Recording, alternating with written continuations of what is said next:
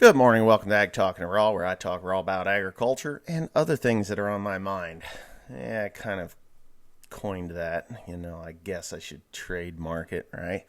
But anyways, got some really good questions on, and questions on the last farm talk that I did for December 2nd, 2018.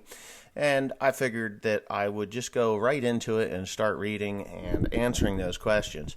So, okay, and there was actually some really good ones. Maybe it was on the other channel, I don't know, but I'm gonna remember what I had said and go from there. But okay, David Raleigh asked this question, or had made a statement here. He said the thing with twine cost and strength compared to Heston Massey Ferguson 23.7 Ultra HD to the Krone BP Big Pack 1290 HDP2 is that not only the Heston 800-pound knot strength twine is much more expensive per roll, but there is much less footage of it in a roll. 2,850 feet versus 3,800 feet on the Krone 600-pound knot strength.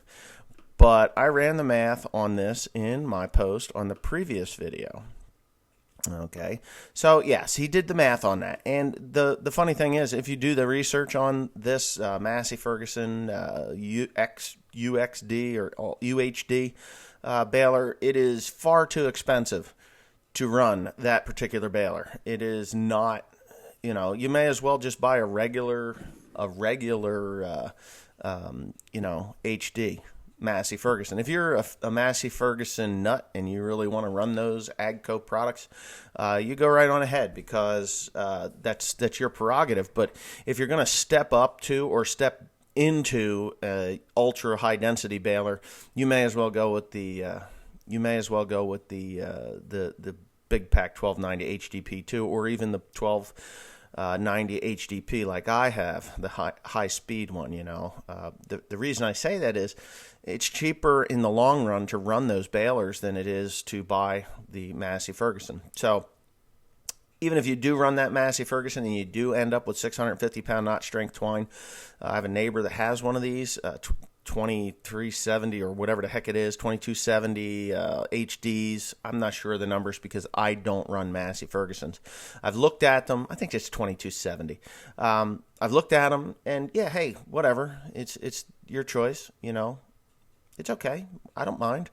It's mind over matter. I don't mind. You don't matter. But anyway, if you're going to run a baler that is going to put the most hay in a bale or straw in a bale for the most economical price, maybe that Krone is going to cost you a little bit more for the iron, but it's a much heavier baler. But in the long run, it's going to be cheaper to put more hay or straw through or into that bale with the less knot strength twine.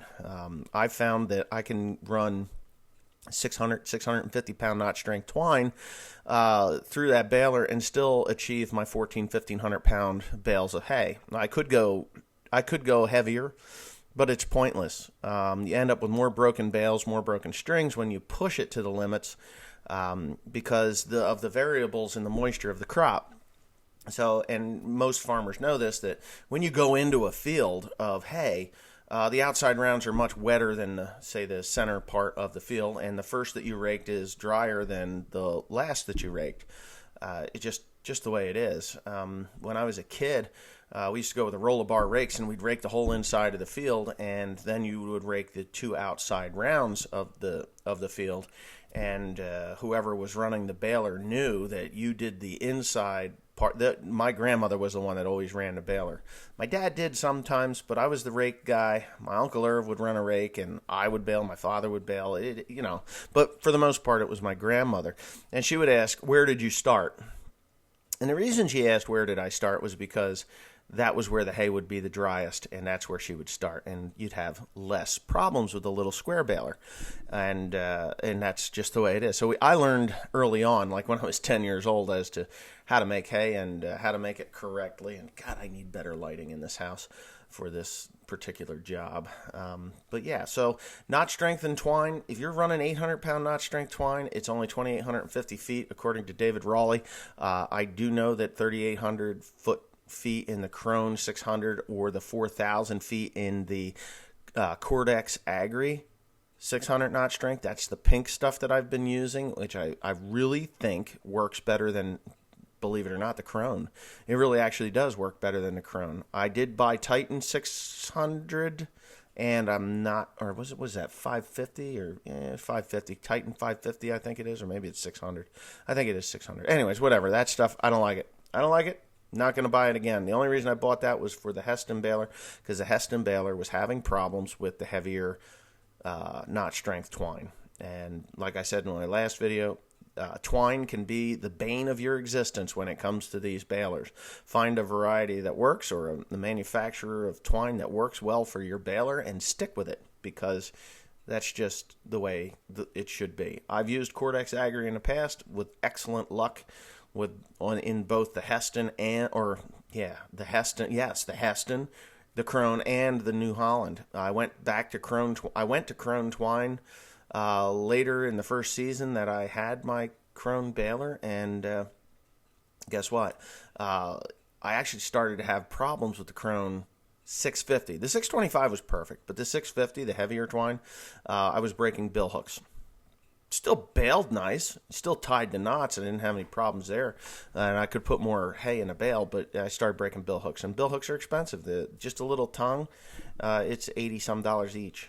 So 6 times 8 is what? 6 times 8, 48. So yeah, and it was like $82. So 6 times 8 is 48. So it's close to $56 or so. $560 for those. Anyway, can you do a farm tour of your sheds and equipment, please? No, I'm not doing that, because you know what? It just leaves it open for people to come in and steal my shit, and they know right where it is when I do those farm tours. So I'm sorry, I'm not doing that. If I'm in the building and you see something that you want, you can come in and steal it, and I'll have you on film, and then I can prosecute your stupid ass. But there you go. Will the new agreement with Canada and Mexico help the dairy industry? I have no idea. I'm not in the dairy industry anymore. I gave that up. Probably. I quit milking cows. My dad milked cows. My sisters actually helped them out because I was busy in the fields. I don't want anything to do with cows anymore. No, not after that. That was just like getting your dick stuck in a vise and somebody just slowly tightens it down. It's a slow, painful process of, dying. That's what dairy is. I'm sorry if you're a dairy farmer and you don't agree with my analogy, but that's about what it is. Yep. Brown bag corn is called silage blend. Oh, yeah? Yeah, well, I guess I could get away with that. Okay, Stephen Hetrick. Wes, question. You mentioned a video a while back you had used sludge, human waste, in your fields years ago. What are the pros and cons of using the crops, long-term effects on the soil, buildup of, shall we say, ingredients? A family member has been using this stuff for quite a few years, just concerned of long-term effects. Okay, so here it is. Pros, it works. It works wonderfully. Cons, people don't like the smell of it. You can get Milorganite. I believe that's still available to farmers and homeowners all over the world, or country at least. Milorganite is a great product. We used a product out of Ocean County Utilities Authority. Came up on trucks and trailers. They had a pusher trailer, and they had dump trucks. They would dump it in our fields. We would put it in spreaders. You could put it in a regular fertilizer spreader and go out and spread whatever rate you want down. It worked great. As far as buildup of ingredients like cadmium and other non-desirable types of heavy metals, it doesn't happen. The reason it doesn't happen is because sludge, or human waste, is so regulated that there's if there is any form of too many parts per million in it, it gets rejected and has to go to a landfill where they cap the landfills with them. I used it for many years, all through the 90s and right up until 2013 or 15. I think 2015 was the last that I used it, and the reason it was the last I used it was because the people that deal with the human waste and that particular type of product are generally idiots. They're just idiots. The last guy that we got it from, he would take a route, the blue route, through Philadelphia, around Philadelphia. It was 476. And the asshole left the gates open and poured human waste all over the highway, which created a problem because they're like little marbles. And people were getting into wrecks, and they got nailed for dumping human waste along the highway, which shut them out of that business. And you know what? It just turned into such a fiasco, we stopped dealing with it. Wish I could get it again. I had excellent luck by putting it in as a starter fertilizer on top, in the row. You can put it right within an inch of the seed. It will not burn it. Emergence, if you get a little bit of rain with that stuff, the tea, as I called it, as it would just leach right out of that. The prills of that stuff would go right into the root zone, and them seedlings took on that pit. Basically, it's dehydrated piss. It would just grow. I mean, just boom, out of the ground, green as green could get, and it worked really well. Some of the highest yields I ever had was on human waste. Now, you cannot pump raw sewage out into your fields. That's not good, for one thing. It has a lot of different pathogens that you don't really want. So, no, you don't want that. If you can get lime-stabilized sludge, that's good. That's excellent, actually. But no, you can test our soils, and after 20 years of use or more, it was just still this wonderful product that, that never caused any ill effects. I know there's a lot of guys that it's taboo to put human waste on, but when you're raising cattle and you're putting minerals into cattle, copper and all these other elements, zinc and stuff like that, to phosphates and calcium into cattle, and then spread the waste out onto the fields, you'll have high magnesium levels, high phosphate levels, where with human waste you don't have that. The best sludge that we ever got, or human waste that we got, came out of South Jersey because of the old folks' homes and Centrum Silver. Just think about this. You have all your trace elements going into people. It's got to come out somewhere. It comes out in their shit. So when they flush that toilet and that Centrum Silver that they've been spending billions of dollars on, those are excellent trace elements.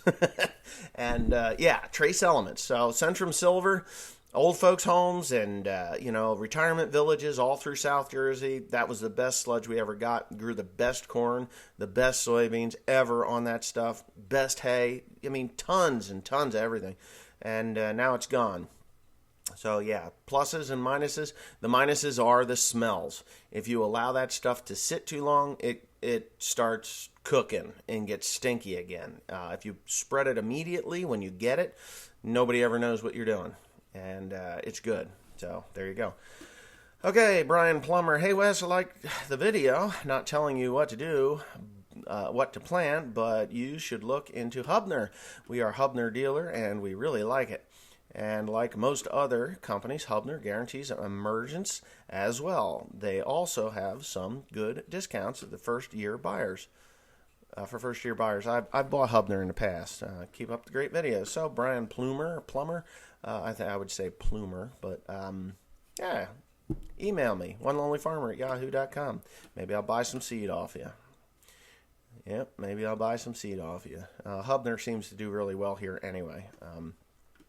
Always insightful talk. Congrats on the play button. Yay! On the twine, I would imagine there is less per ball as well on that high strength. I put on some manure for the first time this fall, grass field.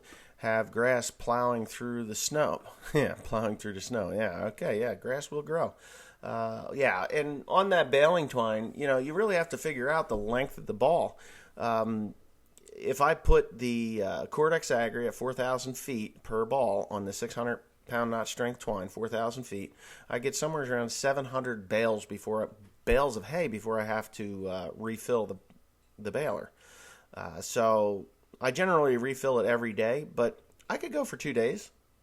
I can literally go for 2 days and not run out of twine in that baler, at 350 bales per day on average. So there you go. But if I'm down to 2,800, you're looking at 500 bales at that point. 500 bales before you got to refill. So you're losing 200 bales worth of twine, which turns into hundreds of dollars, which in turn, if you're going to spend $30,000 or more that for, a baler over the standard baler, it isn't worth it, because not only you're paying more for the baler, you're paying more for the twine, and you're not getting that much more out of it. So anyways, Wes, what do you think of me trying to start a semi-small dairy, beef, and row crop farm? McLean Farm, if you want to do it, you go right on ahead. Like I said in the other video, planning is key. You have to have take on calculated risks instead of foolish purchases, and you can do what you want. There's a fellow that wanted to be a dairy farmer. That was Bohm Farm. There's two of them that were Bohm, but he's out of the dairy business. He was I think he was a Canadian or Michigan. Maybe he's Michigan. I don't know, whatever. It's a tough business to break into, renting a farm and getting a farm that is in decent shape after the last occupant left. In today's day and age, the dairy barns are in such bad shape because there was no money to repair them. So talk to the guy you're going to rent the barn from, and if he thinks you're fucking crazy, then you might want to take his word for it. So, yeah. Kent Saxtro, 6 balls of twine, $50 a ball is $300. 8 balls of twine at $35 a ball is $280. We're going to read some more here because somebody else has done some math here. Okay, 100%, 93.33 equals 6.7%. More cost in twine to run 6-tie Heston over the Krone multiple. Multiply your total cost to $35 per at 6.67, and how much more will it cost you to run the Heston twine cost per year? Assuming the same amount of hay per bale, assume the same number of bales, which it won't be. That 6.7%, 6.7% is more like 26.7% by the time you figure it out, and that's just off the top of my head because I'm not a mathematician. I'm not sure how you're penciling in the twine cost, but it will double. Might as well be 20% if you're getting lighter bales, but nowhere near 100% as I can pencil anyway.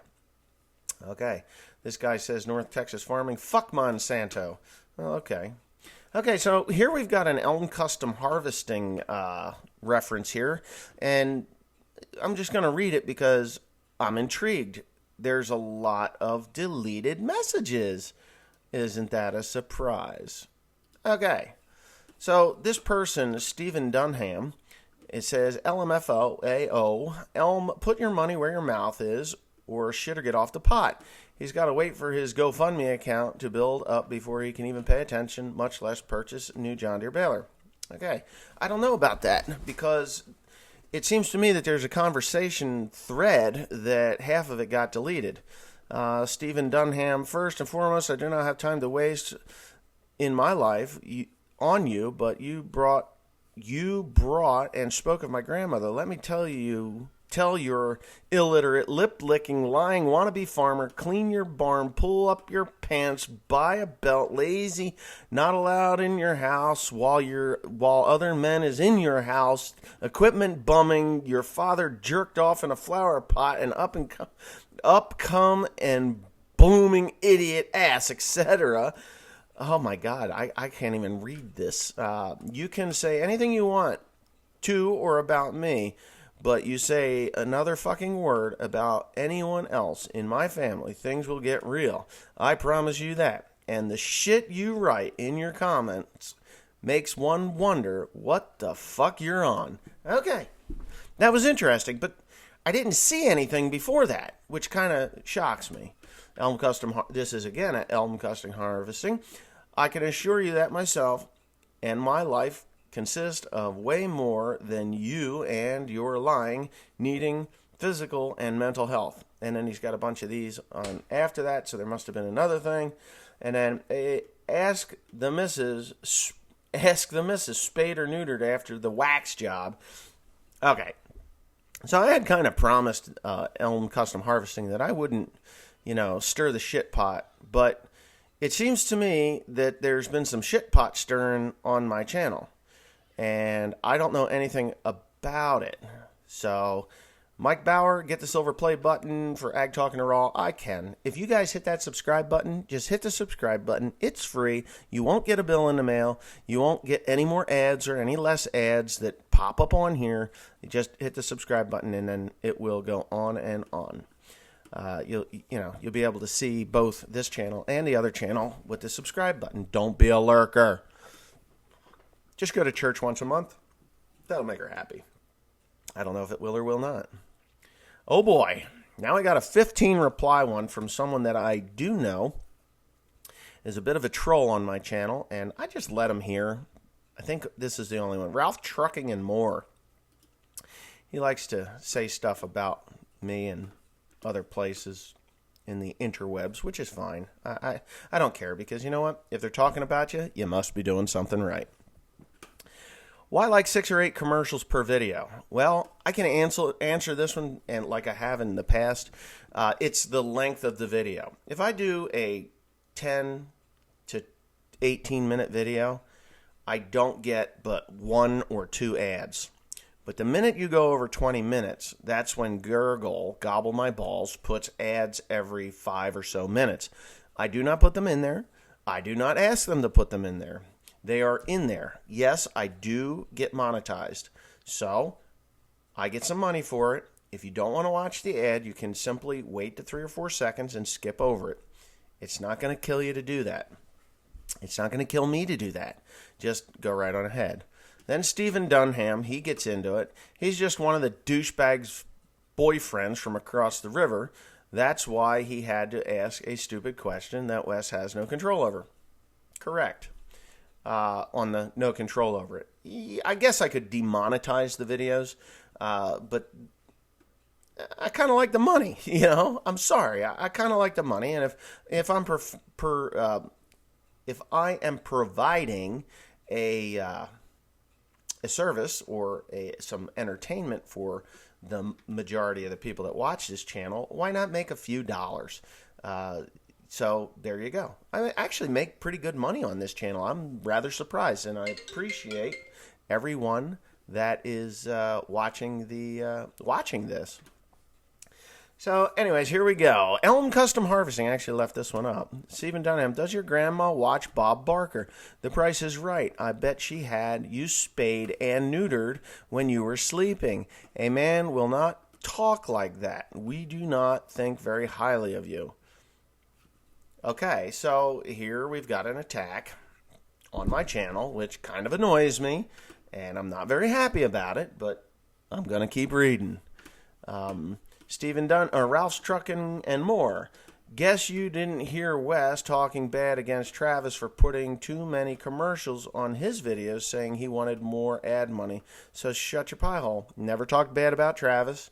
What I did say was Chucky 2009 adds a lot of videos or ads to his, because his videos are at times shorter than mine on this channel. The other channel, I try to keep it around 15 minutes. On this channel, and they're every 2 minutes. So, and he knows that. Chucky 2009 and I are friends, YouTube friends, I guess. Talk to him from time to time through emails and things like that.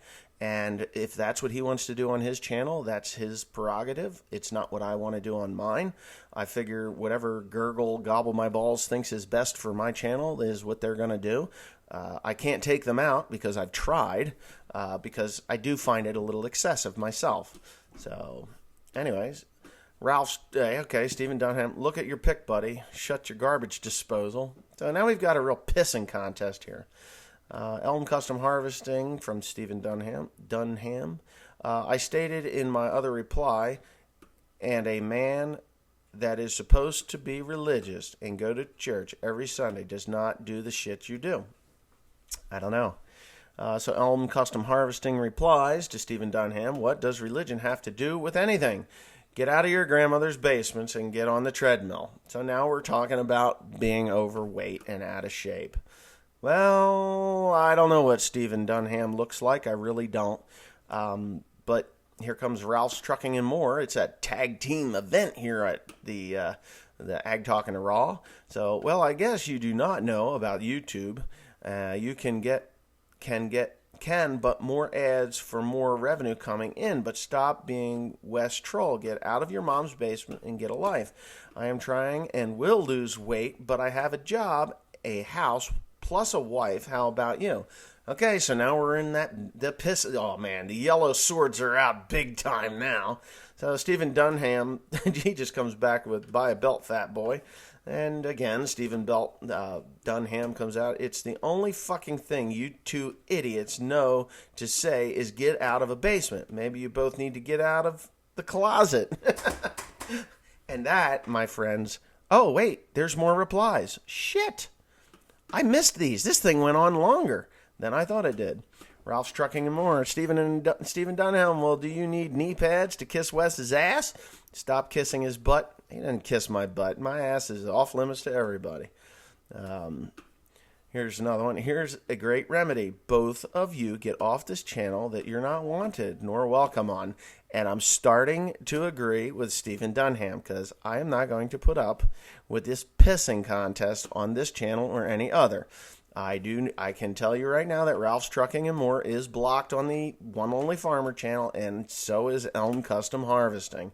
And they're just about to get blocked here. So, Mr. Ralph's Trucking and More, shut the hell up, stupid. Since when can you, a idiot, and West Troll demand anything? You liberal Democrat Hillary lover, shut the fuck up. So now we're going to bring politics into it. Okay. All right.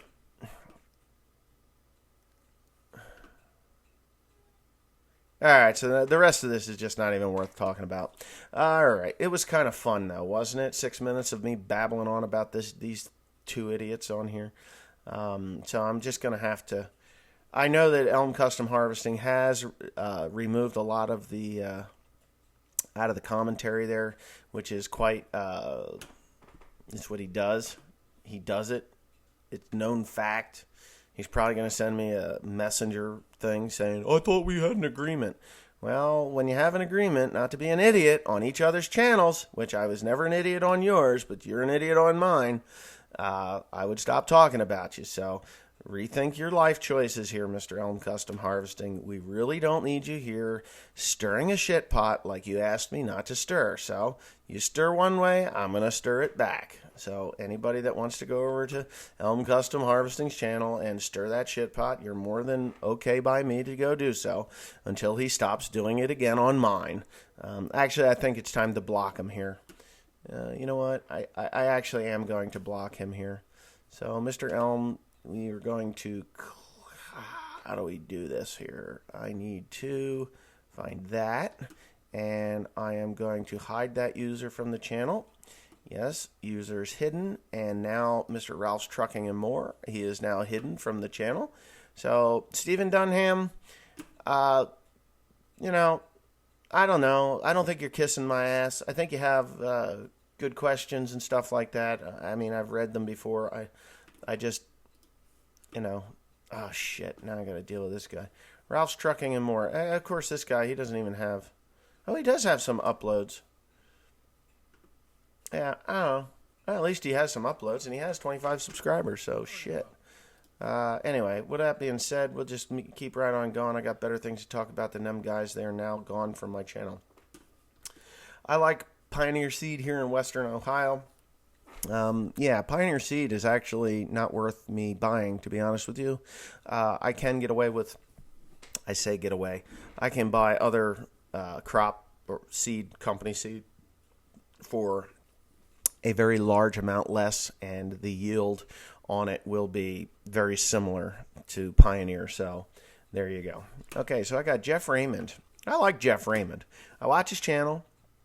I think he's kind of a cool guy. He's just kind of matter of fact, you know, kind of like Eeyore from Winnie the Pooh, you know, and that's not a slur. I like Eeyore from Winnie the Pooh. He's like, well, I guess so. And I'll read this. Jeff Raymond, you are absolutely right about information we give to the USDA. It is used against us. Best thing that could happen is the government close up all those farmer welfare offices. I agree, and you know, I'm agreeing that you agree with me. I think it's great that other farmers realize that it is not good for us. So here's this Jeff Raymond. Just plant what you want to plant. Buy from a dealer you like. Like you said, most of these companies are sharing the same traits with each other. All seed companies have some good numbers. It's up to your dealer to get you the numbers that will work best in your operation. And I agree. Now, to reply to this a little bit more in depth is I'm not really looking for a high yielding variety on the grain side as much as I'm looking for a high yielding corn fodder variety. So I'm looking into maybe some silage varieties with a tall ear set and a tall stalk. So even if, because the soil that I have here in New Jersey is not, it's not by any means a high producing soil. The CEC numbers on this soil is pretty shitty. Not that I can't produce 200 bushel to the acre corn with an intense fertilizer program. It's just that it's better to go shoot for that 175 rather than the 200 bushel consistent yields. Shoot for that 150 to 175 and then make it up with the corn fodder. So, I mean, those are just my thoughts. And the reason I want a tall ear set is to avoid the deer, because we have deer that'll just bite the silk off. I want a vigorous growing variety that the deer can't just pull the centers out of the stalks. I may have to shoot a few deer just to get them off the fields while I'm doing this, So, but that's something I need to talk to the seed company about, and whether I buy. I think I might go with 3 different companies. I would like to try side-by-side comparisons with Pioneer, Dobler's, T.A. Dobler, and if T.A. Dobler's still in business. Somebody told me they got sold again. Dobler's was sold to, I think, DuPont, and now T.A. Dobler may have been absorbed. But definitely would like to hit this Hubner dealer. He's less than 2 miles from me. He's right up the road. Okay, if mama ain't happy, ain't nobody happy. That's true. Hey, I never said don't use it. I just stated why no one around my area does. Well, that's true, but I did get some emails outside of the comment section, Ethan Johansson, and you weren't the one that kind of said anything about don't grow that shit. You weren't. I know, because I read your comment before. Yeah, Ed Dietz. Looks like China will be back online buying grains and food. China's got big problems. Their hogs are dying. I hope the demand from Japan, South Korea, Mexico, and all NATO countries we defend only if they support buying from the USA will bring back profit farming. Trump is about fair and reciprocal trade for security, or go hire Argentina or Brazil to protect your dumbass. Well, nobody's going to ask Brazil or Argentina to protect their dumbasses. And I do agree that, when you start throwing tariffs out there, the ones that get hurt are the farmers. It's just the way it is. It's like, oh, well, we can supply your cities. You supply the cities with cheap Chinese garbage, and we'll hurt the countryside because we know that the cities rely on the countryside to be in existence. Because if a city is leveled, the country will rebuild it. If the country is leveled, the city has no idea. They don't. You can take a kid right out of Manhattan or wherever the hell they're raised in any city, whether it's Philadelphia, Easton, Trenton, New York, Boston, it doesn't matter, Baltimore, Maryland.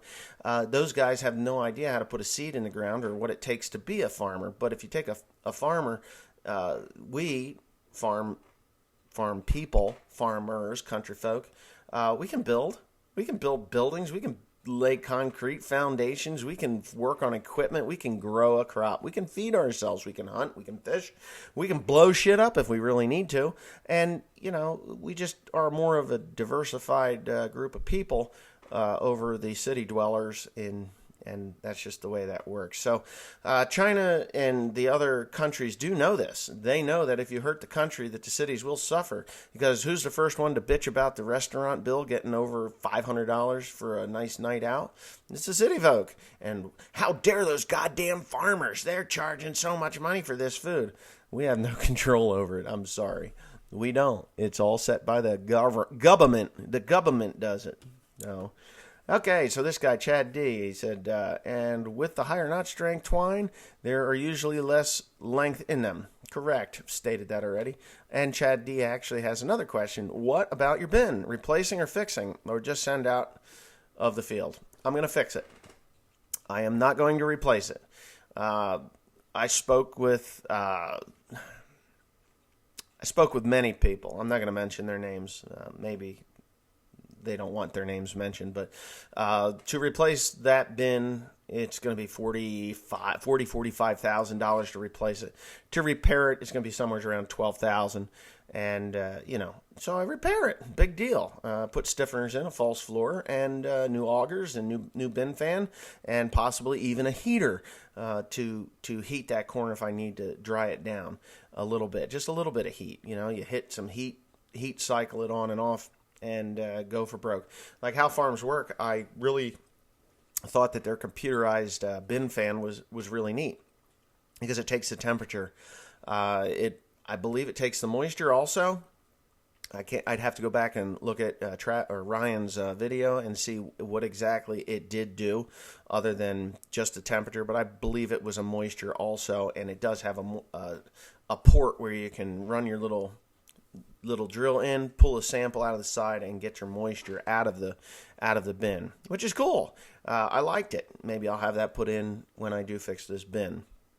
I have a pretty good idea that this corn deal with the spent compost that I'm getting is going to work out wonderfully, and I'm going to need the bin no matter what, and I am going to need the to move grain as I'm harvesting also, just for the simple fact and reason that that's just the way it is. If this thing goes the way I want it to go and expect it to go, I'm going to have corn coming out my ears, and that'd be great. That's just me being an optimistic farmer, by the way, just like every farmer. Next year will be better. Yeah. Do you have a church's closer? No. Same here. I've lost half my bean crop 2018. That was 2018. Fuck 2018. 2019 will be better. That's farmer thinking.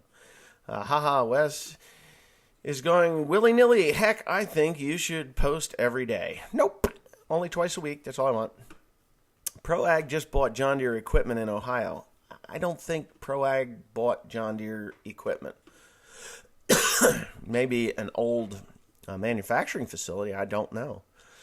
But I doubt that John Deere may have bought ProAg, but I don't think Morris would give it away. Mad Farmer 912 Dave, I'm done with FSA. I'm not going to read the rest of it, but I don't have to. Stanley Lucy, you're pretty smart for a fucking farmer. You got the game figured out. Well, maybe. I don't know. I kind of take offense to the fucking farmer thing because, you know what? I am a farmer. I don't think the derogatory term fucking should be in front of that. And I don't think any farmer, you would say that to their face, because if you walked up to me and said, you're just a fucking farmer, I'd punch you in the face. I'd punch you in the throat. Because you know what? I didn't like that. So Stan Lucy, please don't talk like that again. You could apologize to everyone on here that's actually a farmer producer for talking like that on here, because I think they would appreciate it as much as I would. Mark Halliburton, an oil company. The bright side of 2018 being a rough year is that it'll make good YouTube videos. I think 2019 is going to be a really good year for videos as well. Looking forward to it. Well, thank you, Mr. Halliburton. I really enjoy this channel. I try not to miss OLF or Ag Talk. I also watch Zach and Travis. I find that all four channels give a well-rounded view of what ag is all about. Glad to see that you got your plaque. You deserve it. Keep up the good work. P.S. That was a funny story. It was a funny story. He's talking about my story that I told on the other channel, One Only Farmer. Boy, there's a lot of comments on here today. Piss up a rope and suck the other end. I'd never heard that one before. Well, Bob Arch, you stick around me, you're going to hear things you never heard before. Robert Vetter, could a guy use a heavier knot strength twine on the two outside strings and use lighter twine on the inside strings to make a heavier bale and save some money on twine? Why, yes, you can. And I did it in the past with the New Holland baler, but there is a tipping point. The New Holland baler was the BB 340 crop cutter was the one I had put 600-pound notch strength twine from Cordex Agri. I bought a whole pallet of that stuff, and it didn't work out too well for me. When you go with a higher notch strength twine on the outside, the thickness of the twine is detrimental to the knotter. If that thickness it doesn't match what the knotter can handle, it'll actually, the knots will slip, you'll have knot failures, you'll just knot problems. So yes, if you were to do that, and I have in the past with the New Holland baler, I ran 550, Cordex Agri 550 in the New Holland baler, and then I ran 440 in the center strings. Is it much of a savings? No.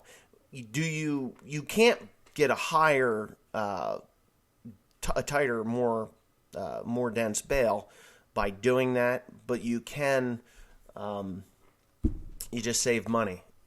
You save money by making somewhat close to the same weight bale by doing that. So yeah, I'm almost done here. So Pioneer spends most of their research and development in corn guarantees emergence, not quarantines. That is a Q. No? Guarantees. My eyes are getting fucked up. It's not the cheapest stuff, but it's nice if you have to replant. That is true. And I think someone said that Hubner, yeah, you are 100% right. So emergence is very important. And this is one thing that I've learned a lot in growing corn, is that corn can't have a bad day. If corn has a bad day, it severely affects the outcome of the crop. So if your emergence is rough, you may as well hook to the disc, work that shit under, and start over. So if you have a good emergence and that crop can continually grow right out of the box, right out of the bag, has good emergence and continues to grow right on up through, that's great. If you have good emergence and then you have a dry spell, say in June, it will affect it, not nearly as bad as if you had a poor emergence and then a dry spell in June. So a bad day on corn can really be a bad day all the way around. And most farmers know this, and maybe they don't understand it. Not everyone understands it. You younger guys that have never grown corn or haven't grown corn in drought or wet years, if you look at a field, say you got a 50-acre field, which here is next to impossible. We're generally around 10 to 15-acre fields here, 8 to 15-acre fields. I don't like to plant corn in smaller fields because of the shading, but the larger fields, if you get a wet spot out in the middle of that field and you plant and it's a little bit wet, when you plant through that wet spot, the emergence isn't good. When you go back to harvest in the fall, that spot is just, you can watch your yield monitor go if you have a yield monitor, or you can look in the back of your bin and say, holy shit, where'd the corn go? And that half acre in the middle of that field will lower your average by 10 bushels just because of that half an acre in the middle of the field. So sometimes it's better to be patient, or like some guys will do is they'll actually lift the planter, go around or go through it, and then come back later, maybe a week later, and then hit those wet spots. Dry spots, a dry spot, corn will lay dormant for a little while, and then when we do get, say, some rain, and it'll come up and it'll be okay. It'll emerge okay, and then you'll be fine. Still, if we get a dry spell in, say, June or early July, knee-high by the 4th of July, so if you've got corn that's tasseling around that time, July's a finicky month here on the East Coast because you can get dry weeks. And if it's dry during pollination, 25 years ago, you had a 2-week pollination window. Now, the new varieties or new hybrids, as you would say, I've been corrected in saying variety versus hybrid. People are fucked up. If you have the new stuff, 5 days. It's like a 5-day maximum. So what a lot of guys are doing, including myself, is two planter boxes of, say, 110. If you're half your planter. I run a 4-row corn planter because I just don't see the sense in spending $20, $30, $40, $50,000 to re-outfit myself for 200 acres of corn. It doesn't make sense. If I pencil it in, it was like at the end I should write just stupid, But if this fertilizer program that I'm running pays off, I'll go buy a good used 6-row head and 6-row planter, and I'll be doing pretty good. I'll be happy with that. So put half your planter on a 110 day and the other half on a 114 or 108 and 112. Try to split it by 4 days, and then you can stretch your pollination, because a week of dry weather can really fuck you over in a field. If you go into pollination and it's dry and there's not enough dew at night to make that silk grab that pollen, guess what, ladies and gentlemen? You've just screwed yourself. So try to split your varieties or hybrids. That's just a word to the wise. We did it years ago when we first noticed that the pollination was such a short window. Went from, I'm serious, 2 weeks to less than 5 days. And if you're a seed salesman or seed grower, you can explain that on here as to what the benefits of that are. I never found the benefits of it, but I do believe, and it's not that I believe, I do know that when you put something into something, you take away something. Like if you take your 150 horsepower car and you chip it nowadays, back when I was a kid, you changed the cam and maybe put a bigger carburetor onto it, or, put a bigger carburetor onto it. If you were a diesel mechanic, you turned the screw. Well, literally, there is a screw on the governor that you turn that up, and it'll give you an extra amount of power. Whereas today, you program your engines. So if you take a 150 horsepower car and double it to say 300 horsepower, the rest of your car is going to start to fail. Whether the transmission, the drive, the rear ends, whatever. Your brakes will even go bad faster because you're constantly jamming. Your fuel mileage will go down. So it's the same way with corn and soybean hybrids or varieties, that when you modify them to do something better, you also modify them to do something worse. So if you have good root strength and nodules that in soybean plants, nodules that sit on really early, and then you say, hey, you know what, this has a really good nodule set, we can boost this variety to produce more beans. Well, when you splice that other gene into it, or you breed it with another plant that has poor root health but has a higher yield, that doesn't have standability, and you make that hybrid from those two plants, and you come up with something that now has a little bit weaker root strength and nodule sets to a plant that is now heavy and overloaded with pods.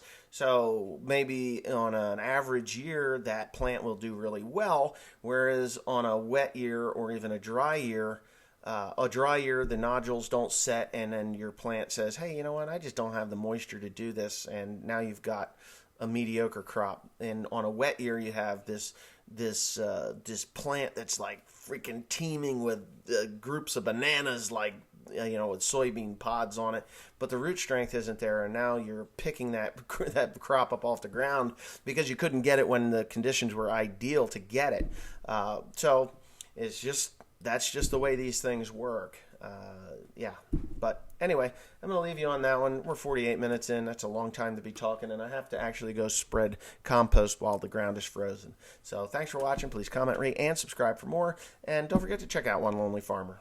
That if you haven't already subscribed to that channel, if you're new to this channel, thanks for being here. You can hit the subscribe button. It costs you nothing. So have a great day.